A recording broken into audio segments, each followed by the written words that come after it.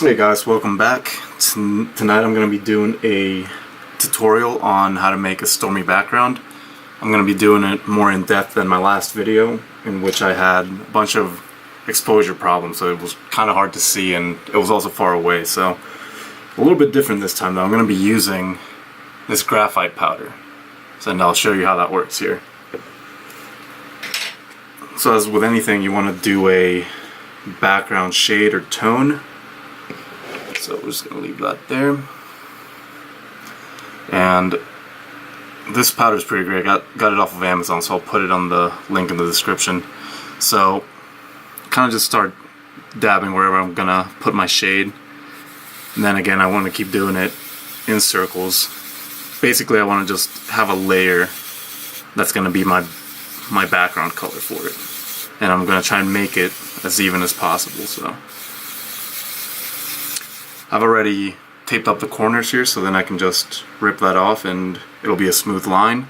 As most of you know, when I do my portraits, I like to have a boundary and to have my character pop out of the portrait, out of the frame. So don't usually do it by taping it up, but since I'm using the powder, it's going to be a lot faster, a lot easier for me. So you just want to do this with a cotton ball. Anything soft will work. A napkin might work, but it might take away from the paper a little bit. It might start ripping up your page as you blend it more. This is just on Bristol that I'm using this.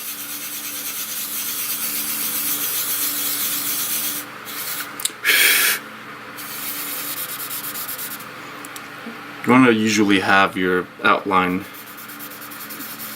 where your outline is, to be the darkest part. You want to make sure the boundaries are not too light, that way you can emphasize that straight edge. And then you want to start, after you have a tone, you kind of want to start randomizing it, so you can get the appearance of clouds.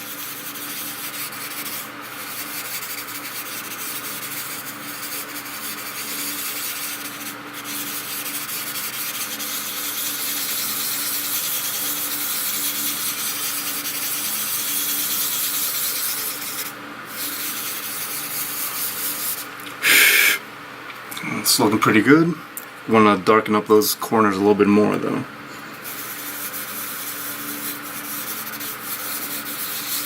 And always shade in circles. Helps avoid the streaks and it looks a lot more natural.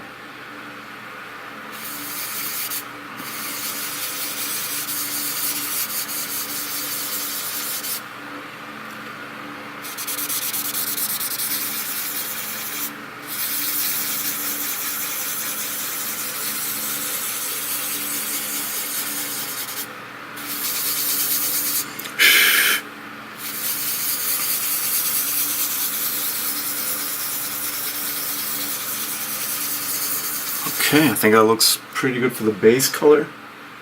Now what I want to do is start adding the darker areas. So for this I'm going to use 6B works, or you can use an 8B pencil. So I'm going to be using both.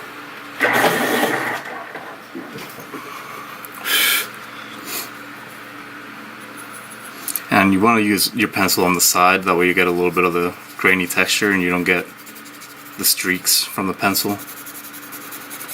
As I do this, you also want to rotate your pencil, that way it keeps sharpening it.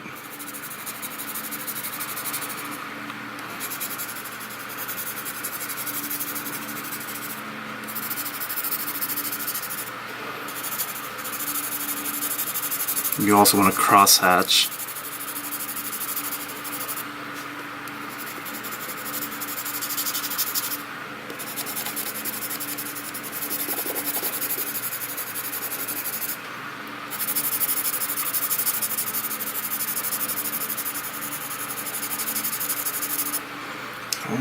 Then you want to come back over it again in circles, circular motions, start blending that in. You can see it starts popping out more. It's a lot darker and a lot smoother.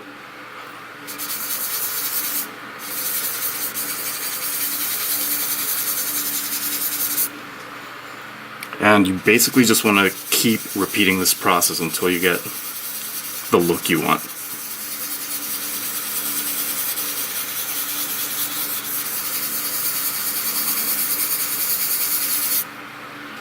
That's pretty good.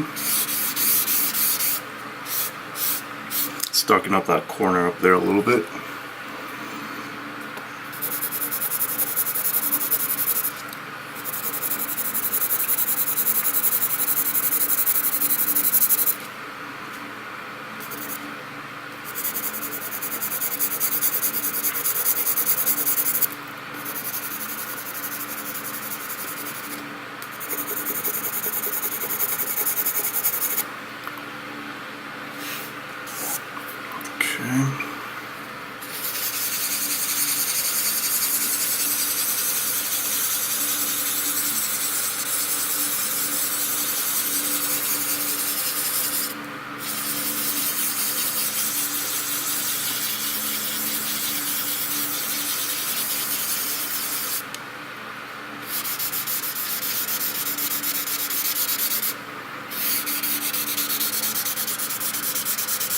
Alright, so now that that's looking pretty decent, you want to grab either your Tombow eraser or you want to grab a charcoal pencil as well.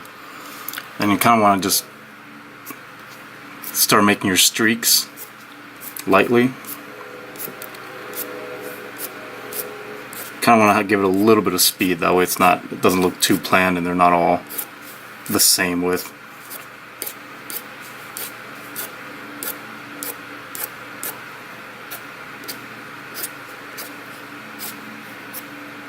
You also want to come at it from the outside of the page, that way they don't look all too planned and in the center. Kind of like that. You want to have some of them going off.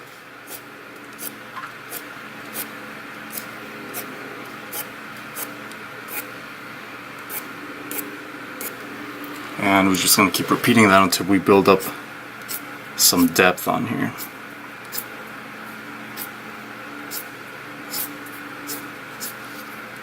You want to clean the eraser every once in a while. You can do that with jeans or on a chair with fabric on it.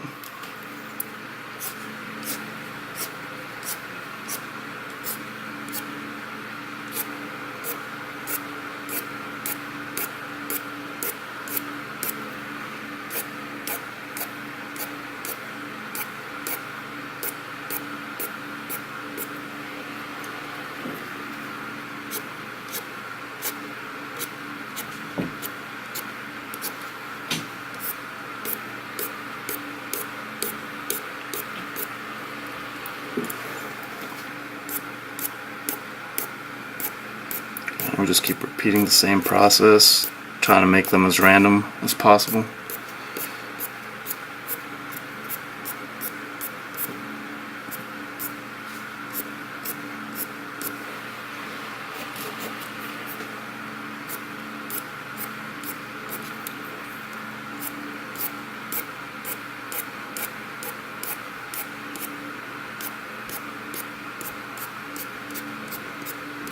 Then you want to start adding more pressure to make these pop and seem like they're in the front. These also want to be shorter.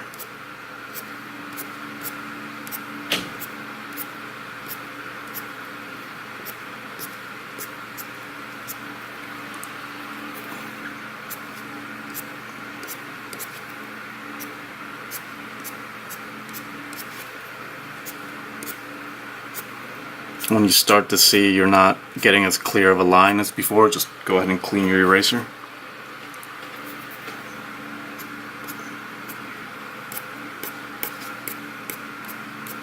And then we want to start adding the little tiny droplets.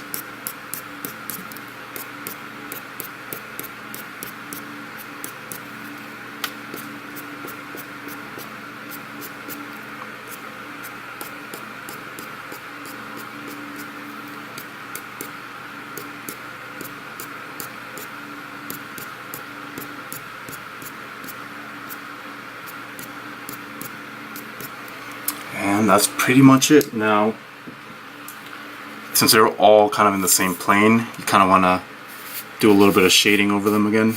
Maybe this time in the direction that they're going. Kind of like dull some of those out. And then you can come in with your pencil and do the tiniest ones near the darkest areas. That way they pop more.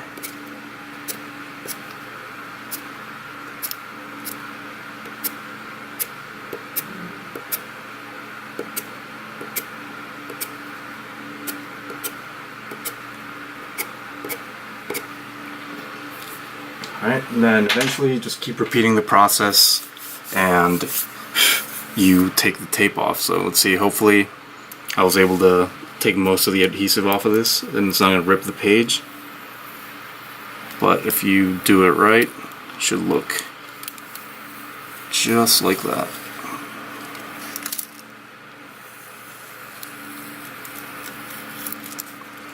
And you'll be able to get that straight line without having to get on the rest of your project.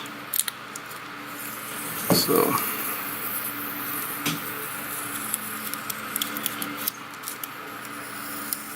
now had I had a project I was working on, I would have used something to cover my hands when I was going over the area, but you get the point. With tape you'll be able to get that straight line. You're not going to have to worry about erasing or damaging any other part of the picture. So if you have any questions, please let me know, and thanks for tuning in.